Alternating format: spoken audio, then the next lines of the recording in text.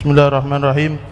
Radhiyallahu ankum wa qala radhiyallahu an wa qawluhu ta'ala wa dhkuru ni'matallahi 'alaikum idh kuntum a'da'an fa'alafa baina qulubikum fa asbahtum bi ni'mati ikhwana wa kuntum 'ala shafa hufratin minan nari fa anqadhakum minha kadzalika yubayyinullahu lakum ayati la'allakum tahtadun.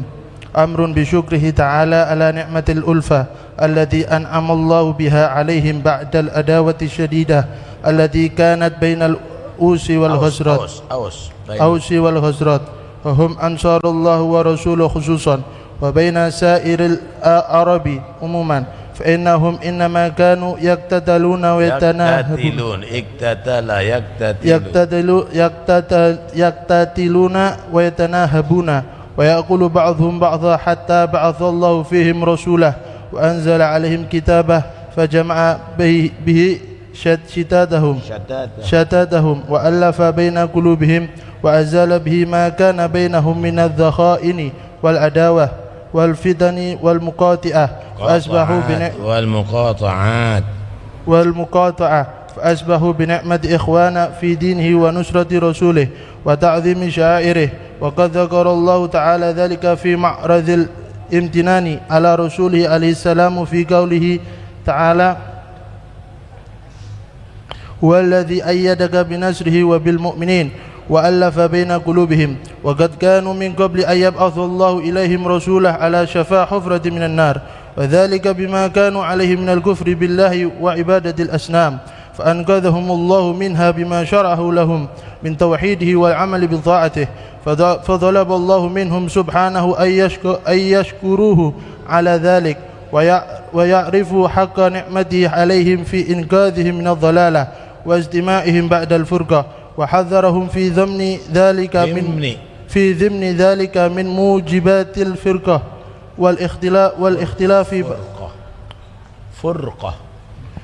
موجبات الفرقة والاختلاف بعد الاجتماع والائتلاف كذلك يبين الله لكم آياته لعلكم تهتدون أي تزدادون هدى إلى هداكم كما قال الله تعالى والذين اهتدوا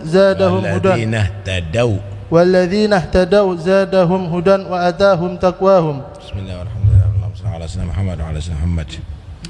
واذكروا نعمة الله عليكم إذ كنتم أعداء فألف بين قلوبكم فأصبحتم بنعمته إخوانا. Dan ingatlah selalu nikmat Allah yang dianugerahkan kepada kalian semuanya. Ketika kamu menjadi orang yang saling bermusuhan, adaan, orang yang bermusuhan, fa'allafa, maka Allah menjadikan kamu ulfah, menjadikan kamu saling pengertian, saling cinta, saling perhatian, baina qulubikum, di antara hati kalian semuanya. Yang asalnya musuhan menjadi saling senang, saling perhatian. Akhirnya fa asbahtum, kamu menjadi dengan nikmat Allah bi ni'mati ikhwana, menjadi seperti satu saudara. Masya Allah. Ini perintah kita untuk bersyukur atas nikmatnya kita bersatu, nikmatnya kita damai, nikmatnya kita saling pengertian. Dahulu kaum Aus dan Khazraj ini saling musuhan, Pak, saling bertempur, saling membunuh, saling mencaci, dan itu diwariskan kepada anak turunannya. Itu diwariskan kebencian itu, permusuhan kepada anak turunan. Itu sampai 100 tahun. Anak cucu itu sudah ya. Datang Nabi Muhammad SAW mendamaikan mereka dan dijadikan mereka seperti saudara.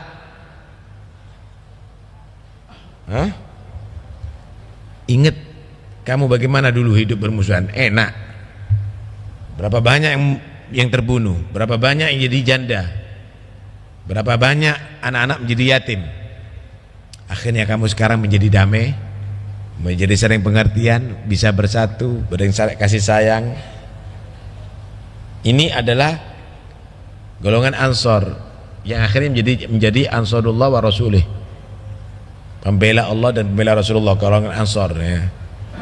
Tentunya ini bukan hanya sekedar golongan Ansor, tapi orang Arab umumnya mereka bersatu karena Nabi Muhammad SAW mempersatukan mereka. Naam, saudara, damai itu nikmat. Karena itu jangan sampai menjadi satu permusuhan. Bersatu itu nikmat, jangan sampai menjadi pecah belah. Di sini kita harus bijak dalam bersikap. Ada mungkin letupan-letupan sedikit, tapi tolong jangan disiram bensin, maka akan menjadi kebakaran yang besar nantinya. Harus sabar, harus sabar. Karena nggak enak kalau sudah terjadi bentrokan, permusuhan, sulit untuk diobati, sulit untuk diobati. Dan nantinya setelah permusuhan itu akan diturunkan permusuhan-permusuhan itu nantinya. Dan kita harus paham, musuh-musuh kita ini kadang-kadang mencaci kita bukan dengan mulutnya mereka, tapi lewat mulut saudara kita. Mereka memukul kita lewat tangan saudara kita. Mereka di belakang daripada badan saudara kita. Kira-kira apa yang harus kita lakukan? Kita caci saudara kita? Keliru. Loh, mereka itu terfitnah kok. Kita mau tembak saudara kita untuk menembak musuh kita, ya tambah keliru. Karena itu kita harus paham, kita berhadapan dengan kawan yang terfitnah untuk memusuhi kita, atau kita berhadapan dengan lawan. Kita harus pahami itu semuanya. Awas, jangan sampai akhirnya bermusuhan sesama muslimin. Jangan sampai bermusuhan sesama muslimin. Kita sudah disaudarakan, asbatum bi ni'mati ikhwana. Kita menjadi sudah saudara, lalu kita mau berpisah. Ingat itu. Allah yang sudah menyatukan kamu, kenapa kamu harus bercerai-berai sekarang? Allah sudah mempersaudarakan kamu, kenapa kamu saling bermusuhan sekarang?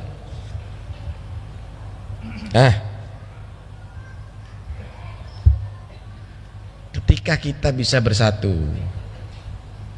menjadi satu saudara, maka kita akan bisa sama-sama membela agama Allah, saudara.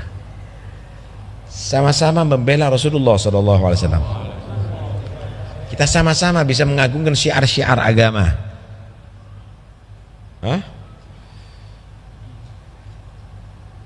Allah perintahkan kita untuk berdakwah. Qul hadhihi sabili ad'u ila Allah ala basiratin ana wa man ittaba'ani. Dakwah itu tugas Nabi untuk mengajarkan sabili dini, untuk mengajarkan ajaran agama Allah, jalan Allah. Artinya ajaran Allah, syariat Allah. Aku berdakwah juga orang yang mengikuti aku, kata Nabi. Kita berdakwah tentunya dalam lingkup kita. Ada yang lingkupnya tadi itu dakwah dirinya sendiri. Ajak diri kamu untuk berbuat baik, melihat yang diridhoi oleh Allah, mendengar yang diridhoi oleh Allah, berbicara yang diridhoi oleh Allah, melangkah ke tempat yang diridhoi oleh Allah, dan seterusnya. Ada berdakwah tadi itu lingkup keluarga. Anak kamu, orang tua kamu, istri kamu, keluarga kamu.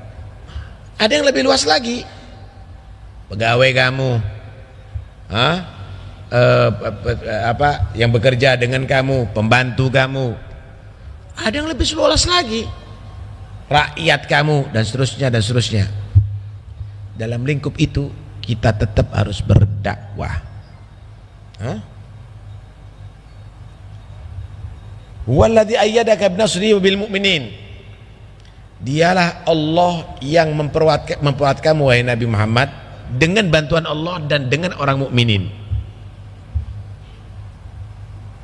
Wa allafa baina qulubihim, dan Allah yang menyatukan antara hati mereka.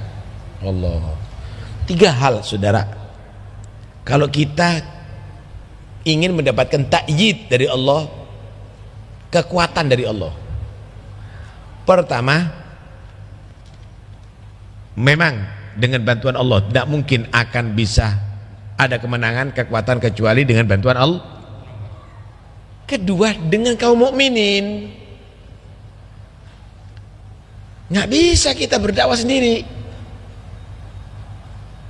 Nggak bisa kita akan menang tanpa saudara kita, nggak bisa. Kita menghadapi lawan nggak mungkin menang Pak kalau kita ini tidak sama-sama bersama-sama. Yang ketiga, ta'aluf. Kita harus menjaga kekuatan diri kita. Mana mungkin kita akan bisa menghadapi musuh kalau kiri kita ini berpecah belah, saling membenci. Jangan saling membenci, bersatu dengan orang-orang Islam, kemudian mintalah bantuan Allah untuk menghadapinya. Menang-menang. Kenapa orang-orang kafir kok sekarang ini menguasai semuanya? Karena kita nggak ada 3 ini. Lah kita minta bantuan Allah setiap saatnya, wala kita bisa bersatu dengan sesama muslim, wala kita ada perhatian satu sama lain, saling bermusuhan, saling bersaing dan seterusnya.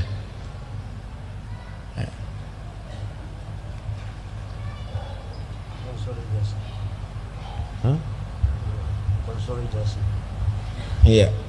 Jadi kalaupun ada ketidakpahaman, ya kita bisa memaklumi, kita bisa memaafkan, dan itu adalah cobaan bagi kita untuk mendapatkan derajat di sisi Allah.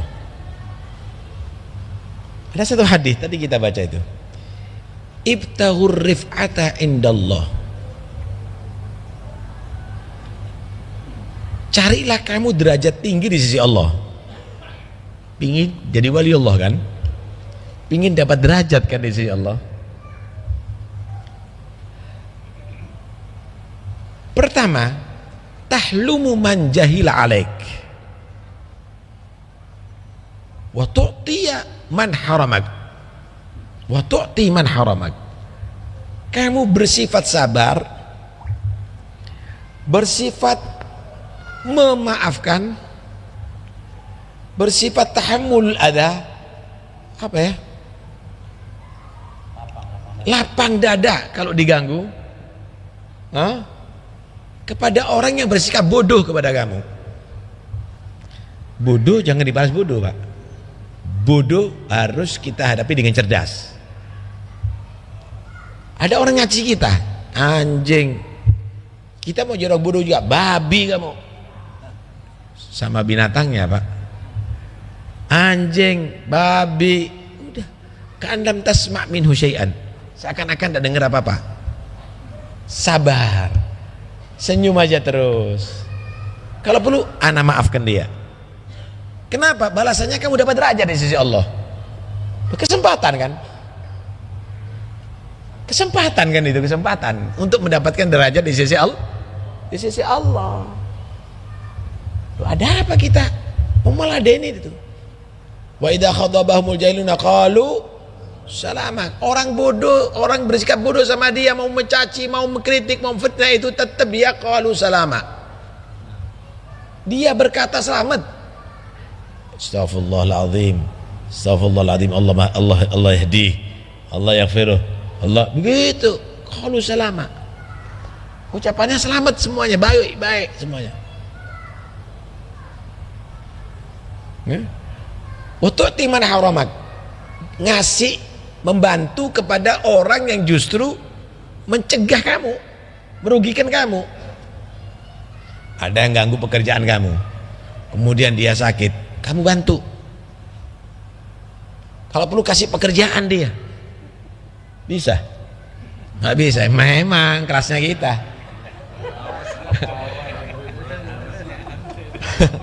Ini arif'ah, ini rif'ah. Kalau kamu kepingin derajat di sisi Allah, kamu harus sabar dan lapang dada serta memaafkan orang yang bersikap bodoh kepada kamu, dan kamu ngasih bantuan kepada orang justru mau merugikan kamu, merusak kamu. Karena itu Pak, jadi wali itu nggak mudah ya. Nah, kita mau jadi wali cuma hanya bondo serban, hanya dengan serban kita, hanya ridak kita, nggak bisa. Nih ujiannya, nih ujiannya. Masya Allah. Orang-orang Arab saat itu dengan permusuhan seperti itu, belum lagi jahiliyah, mereka itu diibaratkan ala syafa hufrati minan nar. Udah di pinggir daripada neraka, tinggal satu langkah langsung masuk ini. Ibarat sudah di bibir sumur, tinggal jatuhnya aja. Fa anggadakum minha, maka Allah Subhanahu wa taala menyelamatkan mereka, menyelamatkan kalian daripada itu semuanya. Udah kafir, penyembah berhala, musuh sama Nabi Muhammad, nggak beramal tak baik, akhlaknya buruk, membunuh, minum khamar, merampas, mendolimi dan lain-lainnya. Datang Nabi Muhammad, penyelamat mereka, dijadikan mereka orang beriman, diajarkan mereka Islam, diajarkan mereka taat kepada Allah, diajarkan mereka bersatu, diajarkan mereka saling kasih, saling membantu, diajar ke mereka al-akhlaqul karimah. Allah menyelamatkan mereka dengan apa? Dengan diutusnya Nabi Muhammad. Anggatakum minha. Kadzalika yubayyinullahu lakum ayati la'allakum tahtadun. Demikianlah Allah menerangkan kepada kamu ayat-ayatnya supaya kamu tadi itu mengikuti petunjuk. Bukan hanya sekedar tahu petunjuk nggak ngikuti. Rambu-rambu untuk sampai misalnya ke Surabaya ada, tapi dia bertentangan. Sampai mana dia? Nggak mungkin akan sampai kepada tujuan. Allah berikan rambu-rambu tadi itu untuk kamu tadi itu ikuti supaya kamu sampai ke ridha Allah, supaya kamu sampai ke surga Allah Subhanahu wa taala. Allah terangkan ayat-ayatnya la'allakum tahtadun, supaya kamu mengikuti petunjuk Allah. Hidayah itu ada tingkatannya. Karena itu walladzina ihtadau, orang yang sudah mengikuti petunjuk mendapatkan hidayat, zadahum huda, Allah tambahi petunjuk lagi. Wa atahum taqwahum, orang kafir itu diberikan petunjuk untuk masuk Islam, untuk menjadi orang beriman. Setelah beriman dikasih petunjuk lagi untuk semakin meningkat imannya, terus diberikan sampai menjadi orang yang tertinggi makomnya, ada petunjuknya. Hidayah itu ada tingkatannya. Karena itu para nabi pun masih perlu hidayah. Ihdinas siratal mustaqim, diperintahkan untuk mendapatkan hidayah, minta hidayah oleh Allah Subhanahu wa taala. Kenapa? Ada tingkatan yang lebih, ada tingkatan yang lebih, ada tingkatan yang lebih, dan itu perlu petunjuk. Ibarat orang musafir, mau kemana? Mau ke Tegal, ada petunjuknya. Sampai di Tegal, kepingin jauh lagi, mau ke Semarang, ada petunjuknya. Kepingin tahu, terus demikian sampai ke magom yang tertinggi. Kalau dibagi secara global, hidayah itu ada yang disebut bidayah, permulaan, ada yang disebut nihaya, ujung. Ini permulaan, ini ujungnya. Bidayatul hidayah, kamu tadi itu melaksanakan perintah Allah dengan baik, baik itu yang wajib maupun yang sunnah. Kemudian bidayatul hidayah yaitu meninggalkan segala larangan Allah dengan semaksimal mungkin seluruhnya, baik itu yang haram maupun yang makruh. Kemudian beradab, baik itu adab kepada Allah, adab kepada Rasulullah, adab kepada kedua orang tua, adab kepada guru, adab kepada yang lebih tua, adab kepada yang lebih lemah, adab. Ini adalah bidayatul hidayah. Kalau sudah Anda bisa bidayatul hidayah ini Anda lakukan, Anda sampai kepada nihayatul hidayah, puncak daripada hidayah. Enggak mungkin Pak akan masuk SMA kecuali kalau sudah lulus SMP, kan gitu ya. Enggak mungkin Anda sampai nihayatul hidayah kalau enggak melewati bidayatul hidayah. Karena itu Imam Ghazali membuat kitab Bidayatul Hidayah. Mulai kita bangun tidur, apa yang harus kita baca, apa yang harus kita lakukan, sampai kita ke kamar mandi, pakai pakaian, makan, ke masjid, sampai kita tidur lagi. Adabnya bagaimana, perintahnya bagaimana, sunnahnya bagaimana, diatur semuanya itu. Ketika Anda melaksanakan sudah bidayatul hidayah, baru Anda sampai nihayatul hidayah. Kalau nihayatul hidayah, Anda menjadi orang pilihan Allah yang akan dikasih petunjuk khusus. Ya wali nih Pak. Ini sudah Pak? Wali. Ini lah baca doa, itu wala doa, ini udah ngaku wali. Ini bidayatul hidayah aja belum sampai kok, belum dilalui kok. Hanya cukup dengan muter tasbih ente wali, hanya pakai serban ente wali. Nihayatul hidayah nggak bisa kamu akan sampai kecuali kalau sudah kamu bisa melaksanakan bidayatul hidayah, begitu. Karena itu salafnya kita itu menekankan kepada anak-anak untuk diajarkan bidayatul hidayah dan mengamalkan. Mengamalkan begitu. Ini yang ditekankan oleh beliau, awas hati-hati. Jangan kamu mau diadu domba secara muslim. Ingat bagaimana dahulu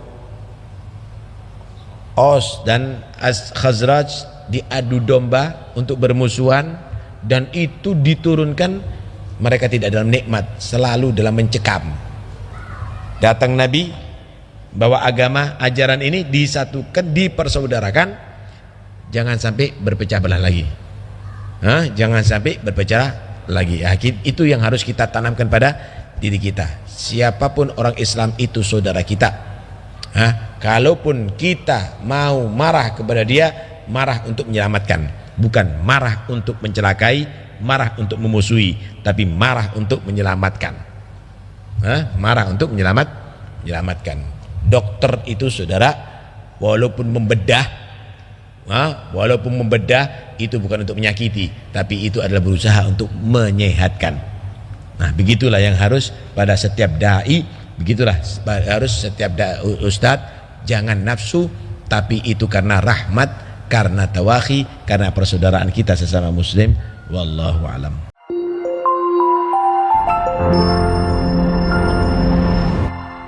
Damaikan hati, sejukkan jiwa. 107,7 FM Radio Suara Nabawi Pasuruan.